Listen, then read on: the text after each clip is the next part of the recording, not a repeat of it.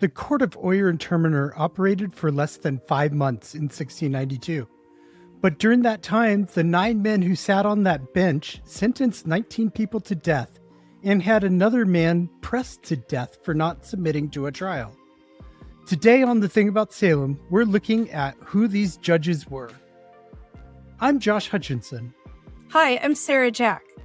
The Salem witch trial judges were real men with educations, families, and church connections who condemned innocent people to death. Some of them sat in the same courtroom where alleged witch of Boston, Mary Hale, was acquitted just 12 years earlier, and knew spectral evidence was unreliable. One of them quit the Salem witch trials in protest. The rest continued signing execution orders. Today we're going judge by judge because understanding who held the power matters when we talk about who was denied justice. So what was the law? The foundation of witchcraft law in the Massachusetts Bay Colony was established in the Body of Liberties of 1641. This code made witchcraft a capital crime, stating if any man or woman be a witch, that is, hath or consulteth with a familiar spirit, they shall be put to death. This statute was heavily influenced by biblical injunctions, specifically citing Exodus 22:18, Leviticus 20:27, and Deuteronomy 18:10-11.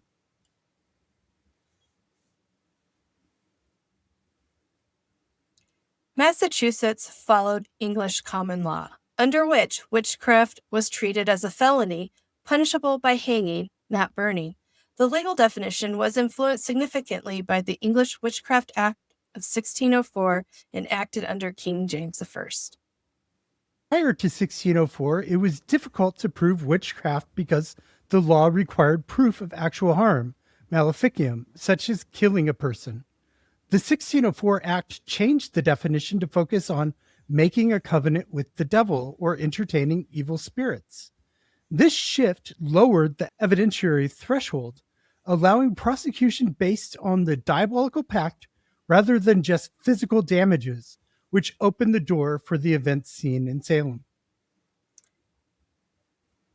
The legal landscape during the Salem witch trials was complicated because the king had withdrawn Massachusetts Bay's charter in 1684, effectively wiping out the legal basis for the colony's government. A new charter arrived in May 1692, but because the legislature, General Court, had not yet convened to establish a regular judiciary, the new governor, William Phipps, created a special tribunal called the Court of Oyer and Terminer to handle the backlog of witchcraft cases and other cases. What else influenced the judges' rulings? During the Salem witch trials, the court deviated from standard legal protections. For instance, typically an accuser had to post a monetary bond to prevent frivolous accusations of capital crimes. However, the Salem magistrates waived this requirement, which likely contributed to a higher volume of accusations. A defining feature of the 1692 trials was the admission of spectral evidence, testimony that a witch's spirit or shape appeared to the victim to torment them. There was also the influence of ministerial advice. In The Return of Several Ministers in June 1692, Cotton Mather and other clergy advised the court that the devil could take the shape of an innocent person, effectively warning against relying solely on spectral evidence, though they simultaneously urged the vigorous prosecution of those who are obnoxious. The Chief Justice of the Court of Oyer and Terminer, William Stoughton, vehemently accepted spectral evidence and pushed for vigorous prosecution, even when juries initially hesitated. Increase Mather published the book Cases of Conscience Concerning Evil Spirits Personating Men in October 1692. In this work, Mather urged caution regarding the trials and specifically invalidated the use of spectral evidence, arguing that the devil could indeed take the shape of an innocent person. The book contains his famous statement that it was better for 10 witches to go free than for one innocent person to be put to death. The report on this work was read to the Cambridge Assembly of Ministers on October 3rd, 1692, and subsequently to congregations, signifying a shift in public and ministerial opinion against the conduct of the trials. So who did Governor William Phips appoint for the court of Oyer and Terminer? Well, William Stoughton served as the lieutenant governor of Massachusetts, and Phips appointed him to be the chief justice of the court of Oyer and Terminer. William Stoughton was the son of Israel Stoughton and Elizabeth Knight. His family had migrated to Dorchester, Massachusetts, shortly after his birth in England. William Stoughton graduated from both Harvard College and Oxford University. He began his working life as a minister and preached in Oxford, England until the Restoration of 1660.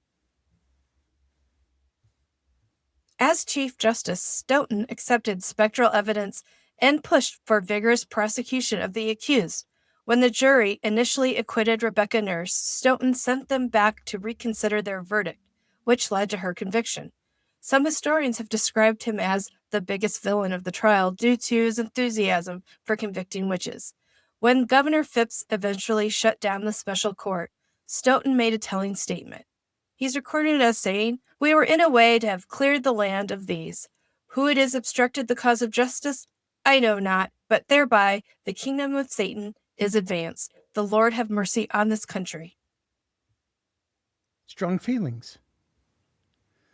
John Hathorne was a local Salem magistrate and judge who played a central role in the initial examinations of the accused and sat on the court of Oyer and Terminer. He is the great-great-grandfather of author Nathaniel Hawthorne, who was born in Salem in 1804. It is popularly noted that Nathaniel later added the W to his last name to distance himself from John's legacy in the trials.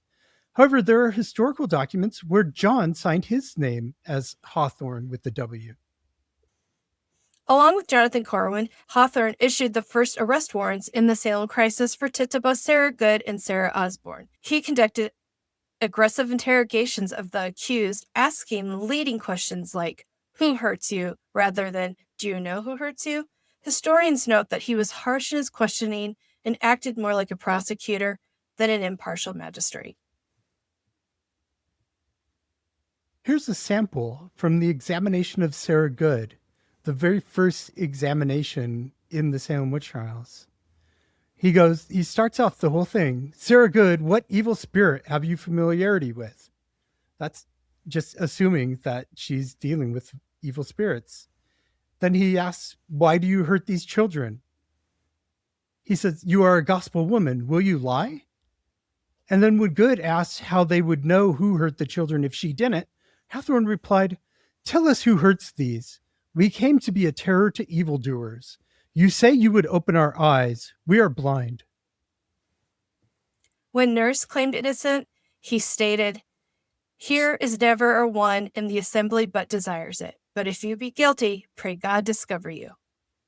It is very awful to all to see these agonies, and you, an old professor, thus charged with contracting with the devil by the effects of it, and yet to see you stand with dry eyes when there are so many wet. Which is it? Are women emotional or not emotional enough, Josh? The patriarchy cannot make up its mind. You're both at the same time.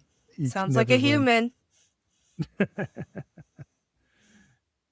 And to John Willard, Hathorne said, "If you desire mercy from God, then you must confess and give glory to God."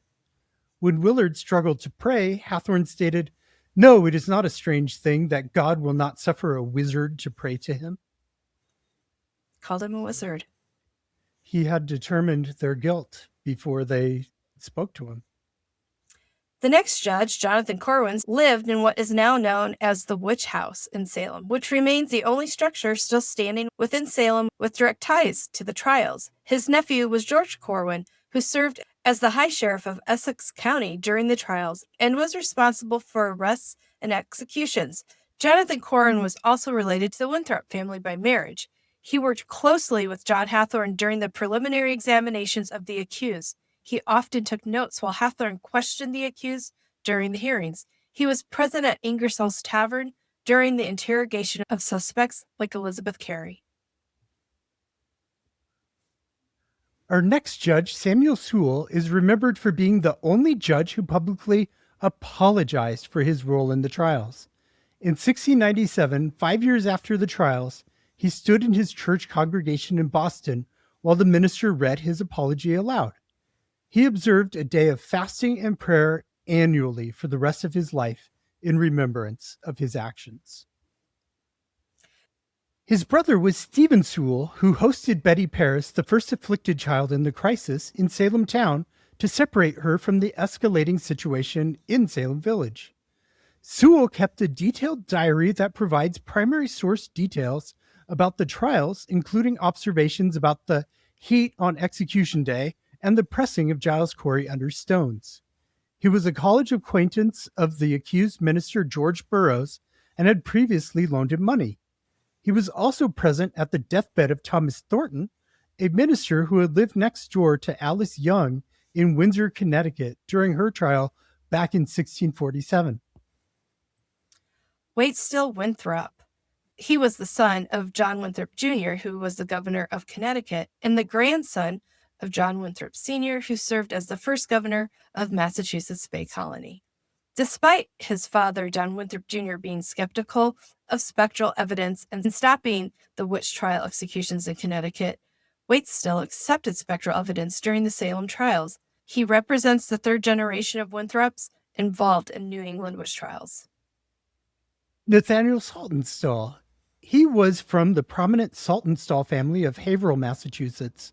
Saltonstall is notable for being the only judge who resigned from the court in protest.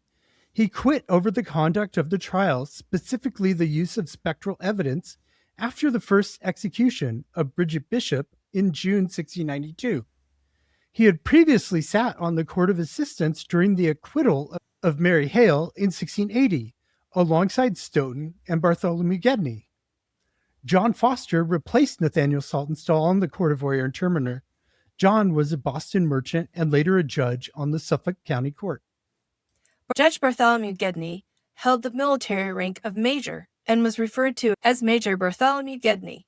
He was present during the interrogation of Martha Corey at the meeting house. When Martha claimed she wasn't a witch, she told the constable she had received a recipe from Major Gedney, implicating him in her testimony. Like Saltonstall and Stoughton, he had served on the Court of Assistants during earlier witchcraft acquittals in the 1680s. John Richards had previously served on the Court of Assistants with Stoughton and Saltonstall during that 1680 trial of Mary Hale, which resulted in acquittal. Richards, who had migrated to Massachusetts in 1630 at age 5, established a trading post in Maine in 1649. When William Phipps was born, his family was neighbors with John Richards. In the 1650s, Richards' own mother was accused of witchcraft, but not prosecuted, likely due to his defense of her. His brother-in-law, Thomas Hinckley, was the last governor of Plymouth Colony before it was integrated into the province of Massachusetts Bay in 1692. On September 1st, 1692, William Stoughton presided over the wedding of John Richards to Anne Winthrop, a daughter of John Winthrop Jr., sister of Waitstill Winthrop. Peter Sargent. This judge was once Jonathan Corwin's brother-in-law when he was married to Corwin's sister, Elizabeth Corwin, before her death. Until Sargent had a ginormous house built in 1679, he was a neighbor of Samuel Sewell. This house was later styled the Province House and was used as the governor's mansion.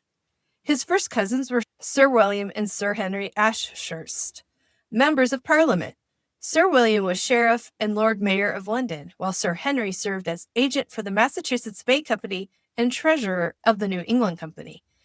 He was a member and booster of Boston's Third Church and a supporter of Minister Samuel Willard. Unlike other judges, he had a very short political career, which only began in 1689 when the Dominion of New England was overthrown. His first major post was to the Court of Oyer and Terminer in 1692. Thomas Danforth, who you may know from The Crucible, served as deputy governor of Massachusetts and later became Chief Justice of the Superior Court of Judicature, which replaced the Court of Oyer and Terminer in late 1692. He presided over the council examination of Sarah Cloyce and Elizabeth Proctor in April 1692 at the Salem Meeting House, before the Court of Oyer and Terminer was established. Arthur Miller names Danforth as the main judge in his 1953 play The Crucible, though historically William Stoughton filled that role as Chief Justice. Danforth was the founder of Framingham, Massachusetts, originally known as Danforth Farms, where accused witch Sarah Cloyce settled after her release from prison. While Thomas Danforth was a real magistrate, in The Crucible, there is a very key quote attributed to Thomas Danforth. And to me, it represents the judicial mindset of the time. It's very in line with what William Stoughton said. Thomas Danforth in The Crucible says, "The devil will not rule over one single inch of Massachusetts." It just so reminds me of Stoughton saying we were in a way to have cleared the land of these. And so there weren't going to be witches anywhere in Massachusetts. 9 men were appointed to a special court. 20 people were executed. 1 judge resigned and 1 officially apologized. When we talk about the Salem witch trials, we often focus on the accusers or the accused. But power sat on the bench, and these men wielded it without accountability. If you want to learn more about our work connecting historical witch trials like Salem to actual witch hunts occurring today, visit endwitchhunts.org.